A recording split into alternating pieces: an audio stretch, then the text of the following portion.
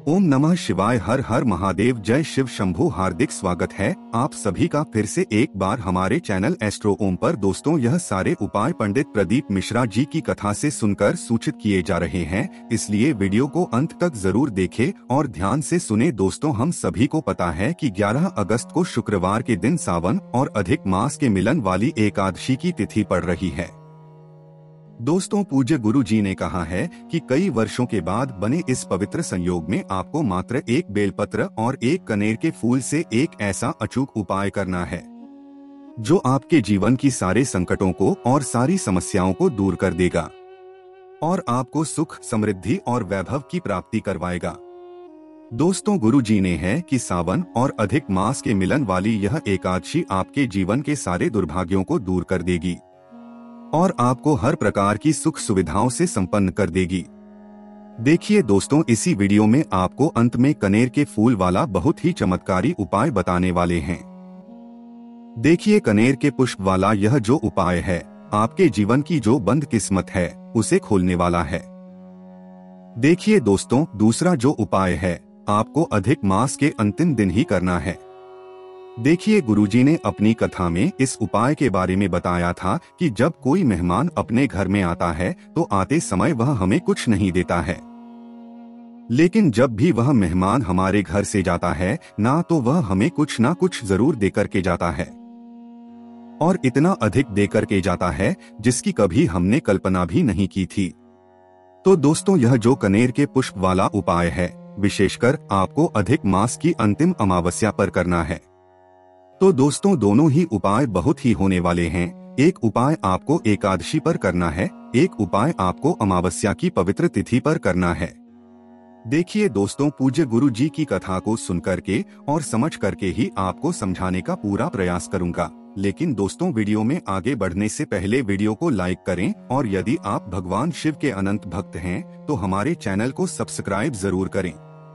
चलिए दोस्तों, बात करते हैं पहले महा उपाय के बारे में। देखिए, इस उपाय के लिए आपको मात्र एक प्यारी सी बेलपत्र लेनी है। पत्र कहीं से भी आपको खंडित नहीं लेनी है, इस बात का ध्यान रखें। इसी के साथ आपको मात्र थोड़ा सा शहद लेना है। यदि आपके पास शहद नहीं है तो आप पीले चंदन का प्रयोग भी कर सकते हैं। केवल आपको या तो शहद लेना है या फिर पीला चंदन लेना है। फिर इसी के साथ आपको एक तांबे के पात्र के अंदर अपने घर से शुद्ध जल ले लेना है। अब दोस्तों, इन सभी सामग्री को लेकर के आपको पहुंच जाना है भगवान शिव के मंदिर में। दोस्तों, यह उपाय आप सुबह से लेकर के शाम तक किसी भी समय कर सकते हैं। देखिए, यह उपाय विशेषकर उन लोगों को करना है जिनके जीवन में बहुत अधिक संकट और कष्ट चल रहे हैं। देखिए दोस्तों, सबसे पहले जो आपके पास एक बेलपत्र है, बेलपत्र की चिकनी वाली साइड पर और इसकी बड़ी वाली पत्ती पर आपको का निर्माण करना है। देखिए, यदि आप शहद लेकर के गए हैं तो उससे आपको का निर्माण करना है, या फिर आप पीला चंदन लेकर के गए हैं तो उससे आपको इस बेलपत्र की बड़ी वाली बीज वाली पत्ती पर का निर्माण कर देना है। देखिए, का निर्माण को अपनी चींटी उंगली की जो पास वाली उंगली होती है, अनामिका उंगली, उसी से करना है।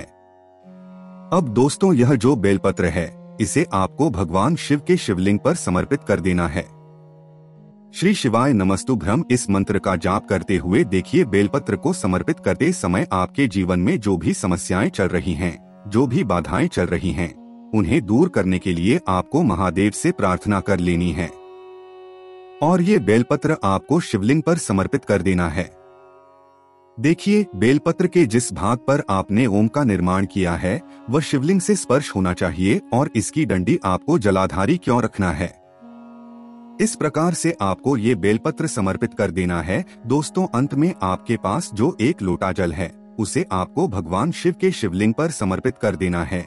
श्री शिवाय इस मंत्र का लगातार जाप करते हुए देखिए, जैसे ही ये जल शिवलिंग से होकर के जलाधारी की ओर बहकर के आएगा तो इसे आपको अपने उसी पात्र में ले लेना है और आपको इस जल को औषधि के रूप में महादेव से प्राप्त कर लेना है। अब इस जल को आपको अपने घर पर लेकर के आ जाना है और यदि आपके जीवन में बहुत अधिक समस्या चल रही है, कोई भी कार्य आपका परिपूर्ण नहीं हो पा रहा है, तो आपको इस जल का आचमन कर लेना है। या फिर कोई अन्य व्यक्ति है जिसका कोई कार्य पूर्ण नहीं हो पा रहा है, तो उसे आपको इस जल का आचमन करवा देना है। गुरु जी कहते हैं कि सावन और अधिक मास की इस एकादशी पर ये उपाय हम कर लेते हैं तो हमारे सारे संकट और कष्ट दूर होने लगते हैं। अब दोस्तों हम बात कर लेते हैं पूज्य गुरुजी बताए गए अधिक मास में किए जाने वाले सबसे सर्वश्रेष्ठ उपाय के बारे में, जो कि आपको कनेर के पुष्प से करना है। देखिए दोस्तों, कनेर के पुष्प वाले इस उपाय की महत्वता इसीलिए अधिक बढ़ जाती है क्योंकि यह उपाय आपको अधिक मास की अंतिम अमावस्या यानी कि 16 अगस्त को करना है। और दोस्तों गुरु जी ने कहा है कि यह जो विशेष मौका है आपको 19 वर्षों के बाद मिल रहा है, तो आपको इस उपाय को करने से चूकना नहीं है। इसीलिए यह उपाय आपको इतने दिनों पे ही बताया जा रहा है कि यह उपाय आपको किस प्रकार करना है। तो चलिए दोस्तों जानते हैं इस उपाय के बारे में। देखिए, इस उपाय के लिए आपको मात्र लेना है कनेर के पुष्प। देखिए सामने आपको इमेज में दिखाया जा रहा है, इसी प्रकार से आपको कनेर के फूल लेना है। आप देखिए कनेर के जो पुष्प हैं आपको एक लेना है। यदि आप एक लेना चाहते हैं तो एक भी ले सकते हैं, और यदि आपको अधिक कनेर के फूल मिलते हैं तो आपको अधिक कनेर के फूल ले लेना है। यानी कि आपको जितने भी कनेर के फूल प्राप्त होते हैं तो आपको इन्हें एकत्र लेना है। यदि नहीं मिल सकता है तो कम से कम आपको एक कनेर का पुष्प तो अवश्य लेना है। इसीलिए ये वीडियो आपको पहले ही मिल चुका है कि आप कनेर के फूल का इंतजाम कर सकें। अब इसी के साथ आपको 2 जल के पात्र लेना है।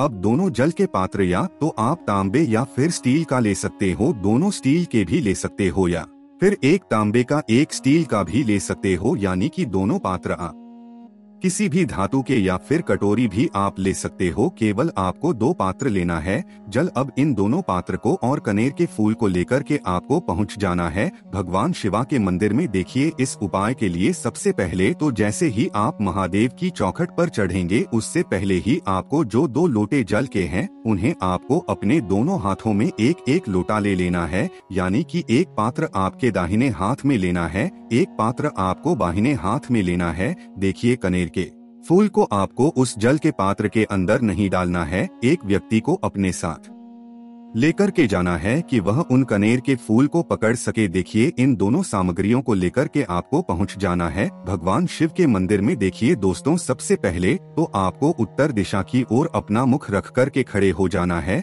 अब आपके पास जो 2 जल के पात्र हैं इन्हें एक साथ आपको भगवान शिव के शिवलिंग पर समर्पित कर देना है। देखिए जल आपको बिल्कुल धीरे धीरे पतली धार के रूप में एक साथ समर्पित करना है। जल को समर्पित करते समय आपको श्री शिवाय नमस्तु भी हम इस मंत्र का लगातार करते रहना है। जल चढ़ाने के बाद आपके पास जितने भी कनेर के फूल है, चाहे 1 है, 10 है, 50 है, 100 है, जितने भी है, तो उस पुष्प से आपको महादेव के शिवलिंग का अच्छे से श्रृंगार करना है।